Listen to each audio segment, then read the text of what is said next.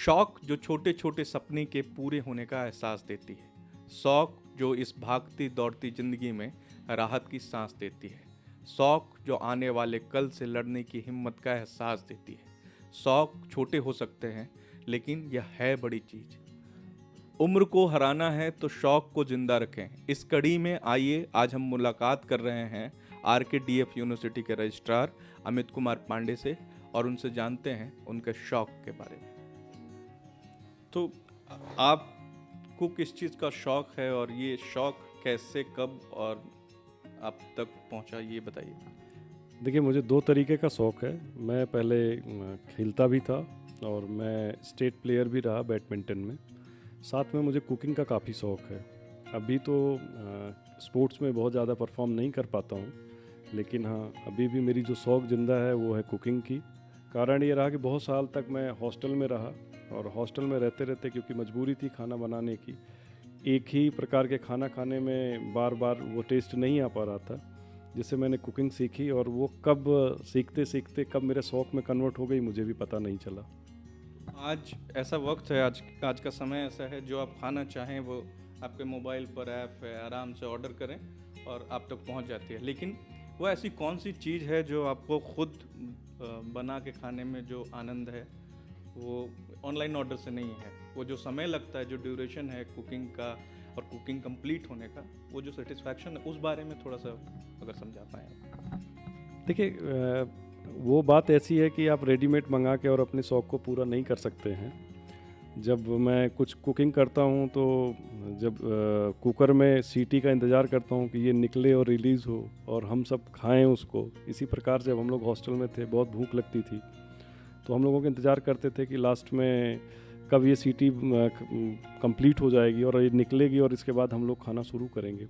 तो जो खाने का टेस्ट उस समय आता था और आज भी अभी जब उसका इंतज़ार करके खाते हैं तो वो टेस्ट शायद अभी मुझे नहीं लगता कि ऑनलाइन या कोई भी ऐसी फैसिलिटीज़ है जो उसको पूरी कर सकती है। अच्छा, आज का जो जनरेशन है, आज के जो बच्चे हैं, वो जनरेशन मुझे लगता है मैगी वाला जनरेशन है। अगर कुछ भी फटाफट बनाना है तो 2 मिनट में मैगी तैयार हो जाती है। उसमें आप एक्सपेरिमेंट कर सकते हैं, वेजीज डाल सकते हैं, अंडा डाल सकते हैं, या जो भी जिस तरह से आपको खाना पसंद है। लेकिन आप जिस वक्त बच्चे थे उस वक्त ऐसी कौन सी चीज़ है जो आपको लगता था कि ये फटाफट मिल जाए तो या ये फटाफट कर सकता हूँ?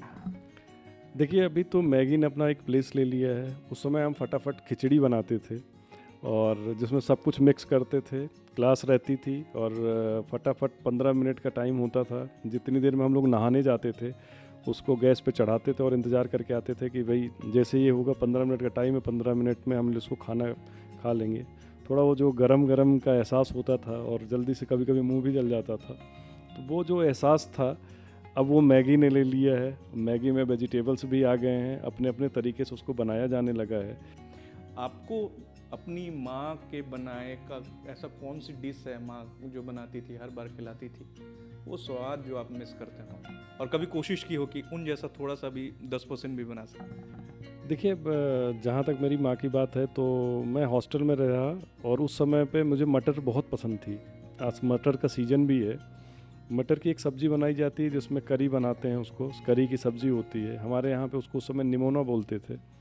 तो वो पीस के रखती थी क्योंकि गर्मियों की छुट्टी में जब मैं घर वापस आता था तो वो पीस के इसलिए रखती थी कि मुझे पसंद था मटर, और मटर का निमोना उनकी हाथ का बना हुआ बहुत पसंद था। तो वो कोशिश करती थी कि उसको सुखा के रखें और जब मैं आऊँ तो फिर से वो खिला पाएँ, और वो चीज़ मैं आज भी मिस करता हूँ और उसको बनाता भी हूँ और बहुत अच्छे से बिल्कुल वैसा ही स्वाद आता जैसे मेरी माँ बनाती थी।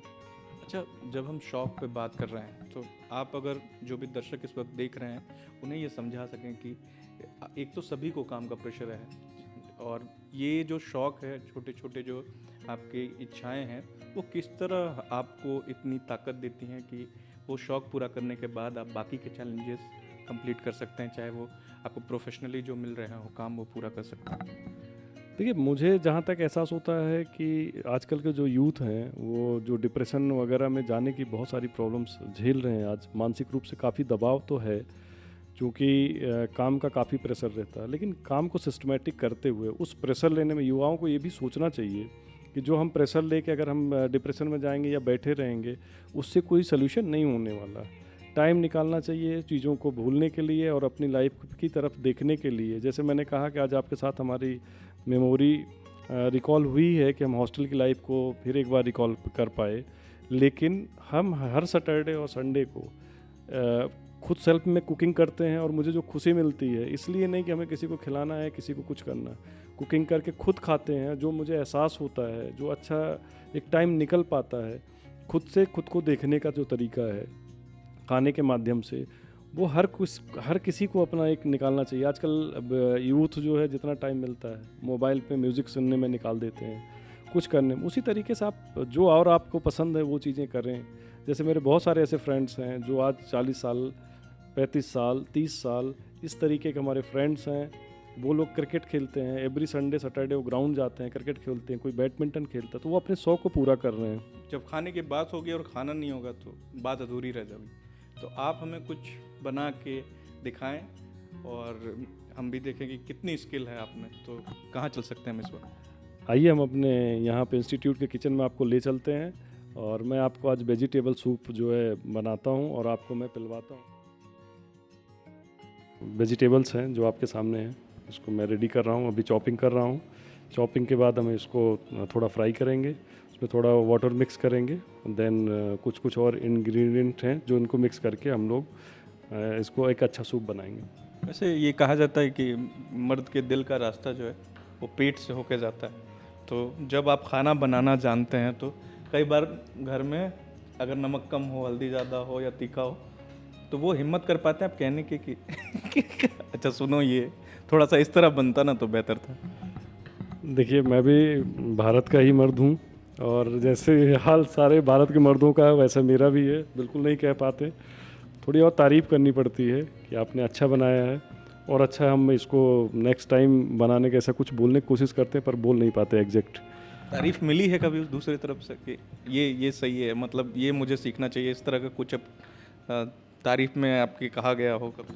देखिए, दूसरे लोगों जिनको मैंने खाना खिलाया उन लोगों ने तो तारीफ़ की मेरी, पर घर में एडवाइस ज़रूर मिली कि थोड़ा और ये मिक्स करते तो और अच्छा होता। पर अच्छा है क्योंकि काम थोड़ा सा ना करना पड़े, तो इसलिए एवरी संडे और सैटरडे मुझे ही घर में कुकिंग करनी पड़ती है और मुझे अच्छा लगता है कि मैं घर में अपना थोड़ा सा कुकिंग करता हूँ। बिकॉज ऑफ कि मैं जिस समय पढ़ाई कर रहा था हॉस्टल में था, तो वो हॉस्टल की यादें भी ताज़ा हो जाती हैं। हॉस्टल कम से कम मुझे भी ये लगता है, जो लोग दर्शक जो भी देख रहे हैं वो हॉस्टल में रहे होंगे तो ये बात ज़रूर वो भी समझते होंगे। हॉस्टल ये ज़रूर बता देता है किस तरह नहीं बनाना है या कैसा स्वाद नहीं होना चाहिए, ये ज़रूर बता देता है।